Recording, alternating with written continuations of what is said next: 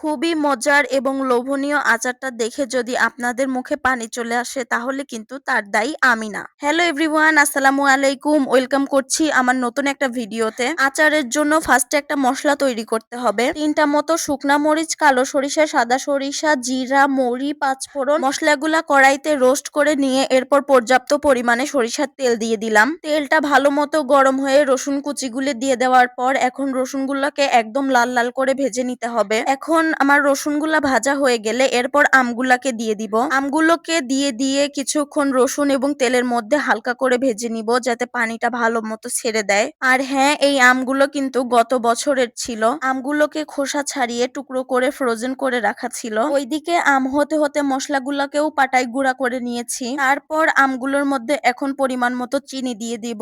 এগুলা কিন্তু তেমন একটা টক আম ছিল না, যার কারণে তেমন একটা চিনি আমার লাগে নাই। আপনারা আপনাদের স্বাদ অনুযায়ী চিনি দেওয়ার চেষ্টা করবেন। এরপর দেখি কিছুক্ষণ পর চিনি গলে যাওয়ার পর আম থেকেও অনেক পানি ছেড়ে দিয়েছে। তারপর একে একে আমি কিছু মশলা দিয়ে দিলাম। আমি এখানে অর্ধেক পরিমাণে মশলা দিয়েছি এবং অর্ধেক দিব নামানোর আগে। এখন কিন্তু আমার আচার থেকে অলরেডি তেল ছেড়ে দিয়েছে। আমার আচার দেওয়া প্রায় শেষের দিক। এখন আমি বাকি মশলাটা দিয়ে আরো ভালো করে কিছুক্ষণ নেড়ে নিব। এই আচারটা কিন্তু 6 মাস অনায়াসেই সংরক্ষণ করে রাখা যাবে, তেমন কিছুই হবে না। 6 মাস তো দূরের কথা, আমার ঘরে 3 দিনও টিকে নাই, তারপরেই শেষ হয়ে গেছে।